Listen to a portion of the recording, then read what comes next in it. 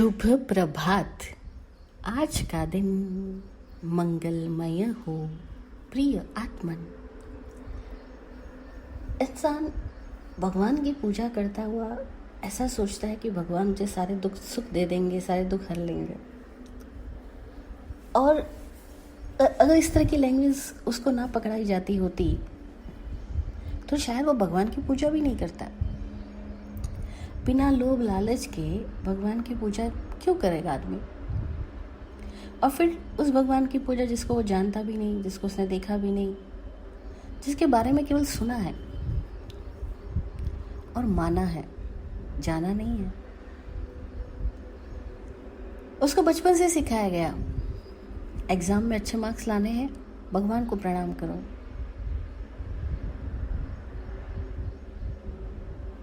कुछ भी अच्छा करना है, भगवान से प्रेयर करो। भगवान ये करेंगे, भगवान वो करेंगे, भगवान ऐसा देंगे, भगवान वैसा देंगे। तो उसने भगवान के साथ कुछ पाने की कंडीशनिंग बना ली है। भगवान क्या, ये भी उसको पता नहीं है। नाम सुना है उसने।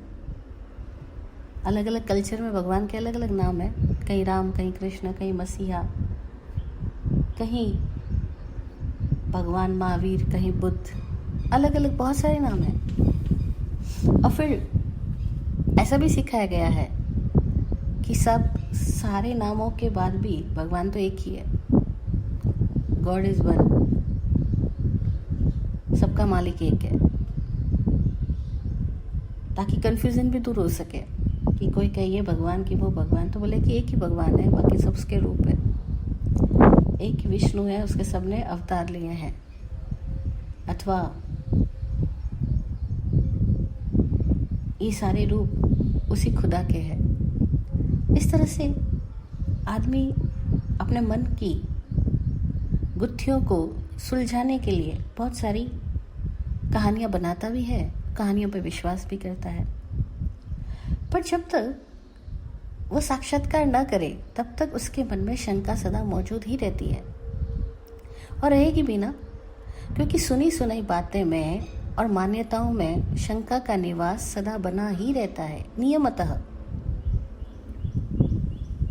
जिसको हमने माना है, अभी तक जाना नहीं, उसमें दुविधा पैदा होनी स्वाभाविक है। आज नहीं है तो कल हो जाएगी। कल तक बहुत मानते रहे, फिर अचानक इतनी बड़ी बीमारी आई, ठीक ही नहीं हो रहे हो, तो क्या तो मेरा विश्वास उठ गया भगवान से। बहुत मेहनत किया और सारा पैसा खत्म हो गया, गायब हो गया, आपको नहीं मिला, कहोगे भगवान से भरोसा उठ गया। सब अन्याय है इस जगत के अंदर में। इतनी मेहनत मैंने की और फल कोई और ले गया। इस तरह से पहले हम भगवान को मानते हैं, फिर भगवान से भरोसे उठा लेते हैं। और इन सब मानने और भरोसे उठाने के पीछे कारण क्या? हमारी अपनी अपेक्षाएं, हमारे लालच, हमारी वासनाएं। पूरी होने लगे तो भगवान को थैंक यू, न होने लगे तो भगवान से कंप्लेन। इसी दशा में हम सदियों से चले आ रहे हैं। न जाने कब अपने भीतर खुद सत्य को उघाड़ेंगे, खुद सत्य को खोजेंगे, खुद जानने का प्रयास करेंगे, वैज्ञानिक तरीके से सोचेंगे, समझेंगे, अनुभव के स्तर पर उतरेंगे, खुद में खोजेंगे। पर हम खुद के सिवाय बाहर सब जगह खोजते हैं।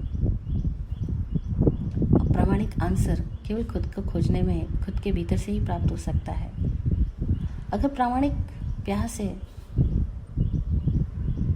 वाकई प्यास है, तो शब्दों में उसका आंसर नहीं मिलेगा। पानी पानी पानी बोलने से प्यास नहीं बुझेगी, पानी पीने से ही प्यास बुझेगी। पानी पिए बिना प्यास नहीं बुझ सकती। ऐसे ही अनुभव किए बिना समाधान नहीं हो सकता। पर हम उस अनुभव की यात्रा पर उतरना नहीं चाहते। हम औरों के अनुभवों से सुन करके मान लेना चाहते हैं। बस यही गलती करते हैं। कुछ ही हिस्सों पे तो मान भी लोगे, सुन भी लोगे, किसी और अन्यों के अनुभवों से अपनी बुद्धि की खुजलाहट खत्म भी कर दोगे, लेकिन इससे क्या वाकई समाधान हो जाएगा? क्या सारे प्रश्न गिर जाएंगे? नहीं ना, सारे प्रश्न नहीं गिरेंगे।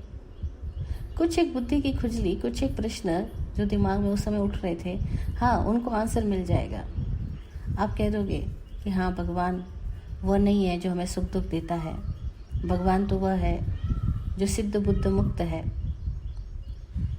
वह कुछ करता नहीं, कुछ कराता नहीं, कुछ करने वालों का सार संभाल, सपोर्ट या विरोध कुछ भी नहीं करता है।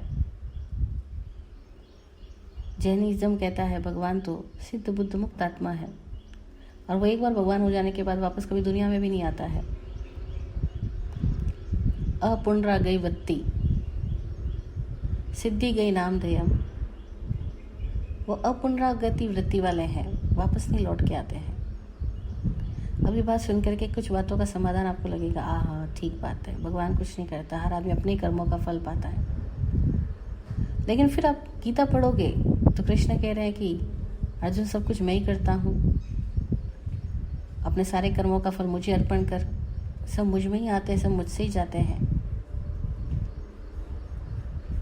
लेकिन मैं कुछ भी नहीं करता हूँ, सब वही पाते हैं जैसा कर्म उन्होंने किया है। अब आधी सेंटेंस पढ़ा है तो फिर नया कन्फ्यूज़न पैदा होगा कि सब मैं ही करता हूँ, सब मुझ में ही आते हैं, मुझ में ही जाते हैं। तो फिर हम प्रेयर करें ना, वो ठीक कर देंगे हमको। लेकिन पूरी लाइन पढ़ी तो लास्ट तक समझ में आएगा थोड़ा कि नहीं, वो आगे कह रहे हैं कि मैं हूँ लेकिन मैं करता नहीं हूँ, क्योंकि हर आदमी अपने ही कर्म का फल पाता है। फिर थोड़ा सा भरोसा जगेगा आपको कि अच्छा, अपने ही कर्मों का फल मिल रहा है। लेकिन फिर लाइफ में जब ऐसे क्वेश्चन सामने आएंगे ना कि आपने कर्म अच्छा किया, फल बुरा मिला, किसी ने बुरा किया, उसको अच्छा फल मिला, अब कर्मवाद पे भी भरोसा उठेगा। अब सोचोगे ऐसा कैसे हो रहा है? क्योंकि इस कर्मवाद को भी इस बाहरी समीकरणों से जानना आसान नहीं है। कर्मवाद को जानने से पहले खुद को जानना होगा।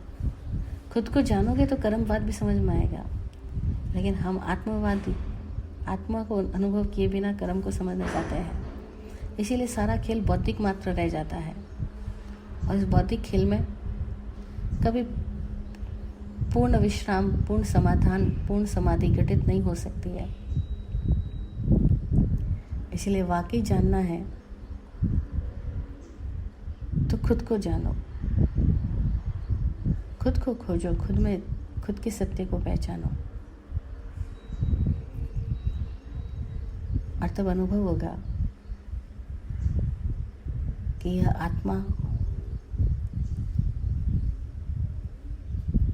किसी अन्य पर आश्रित नहीं होती है।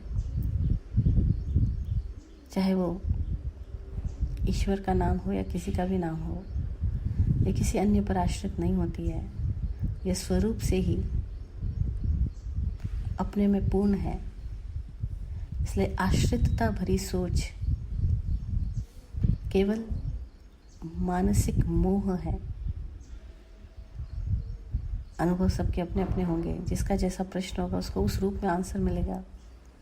जैसी प्यास होगी वैसे पानी प्रकटेगा। लेकिन अनुभव के बिना शांति नहीं होगी। जय हो, जय हो, जय हो।